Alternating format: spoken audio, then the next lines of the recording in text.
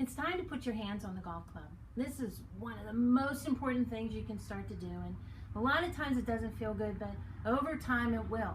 This really influences your distance and your direction, so it's so huge to make sure we have it in the right place. Well, here's what we're going to do. We're going to put our hands on the club. This, again, we refer to as the grip, but I like calling it a handle so we're not so tense.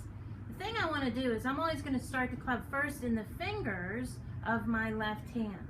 When I started in my fingers, now I'm doing it because I'm right-handed, I'm going to grab it low in my fingers. Once it's in my fingers, I have two fatty pads here. This back pad is referred to as the heel pad. That pad actually rolls over and sits on the handle. The thumb should go down the center. Well, there's like a little V on this golf club that I can put my thumb there. It's actually better if I have that little gap in there. It's called a short thumb as opposed to a long thumb.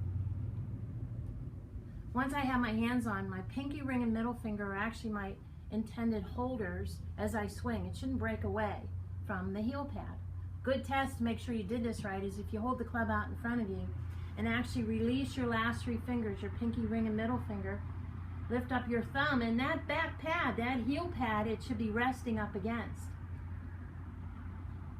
Placing your right hand on, there's three different ways you can do it. One, it's called a 10-finger or baseball hold. I highly recommend this for most people, especially when they're starting into the game. The next one's called an overlap, also known as the Varden grip, and that's just where your pinky's kind of sliding over your pointer finger. The last one is called an interlock. It's my least favorite because I always get people that have some issues. They start changing their grip pressure for one thing. I have people bleeding. I've had actually people break their fingers. They were squeezing it so tight. So overlap, you can do that, but 10 fingers is really good when you're first starting into this game. The ultimate result is once your hands are on the club. Well, what we want to try to do is see 2 or 3 knuckles on your upper hand. Cover your upper thumb. And it actually sits right in the middle of these two pads. Right where your lifeline is, it sits right in there.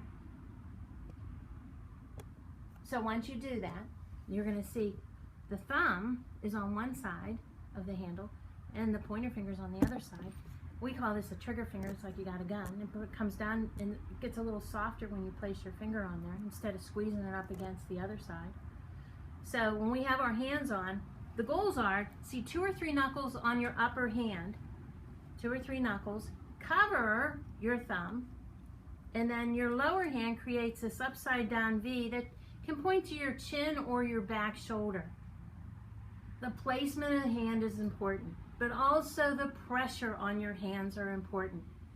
Well, you know, the saying's always been, imagine you were holding on to a baby bird. I don't know how many birds you hold on to, but if you were using toothpaste and you grabbed the toothpaste and you placed your hand on the toothpaste and had the cap off of it and held it upside down, if you made a mess on the floor, well, then you're holding the club too tight.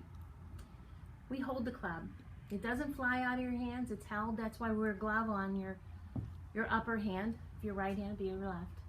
You put a glove on because the glove keeps the club from flying out of your hands. So that's your hand placement.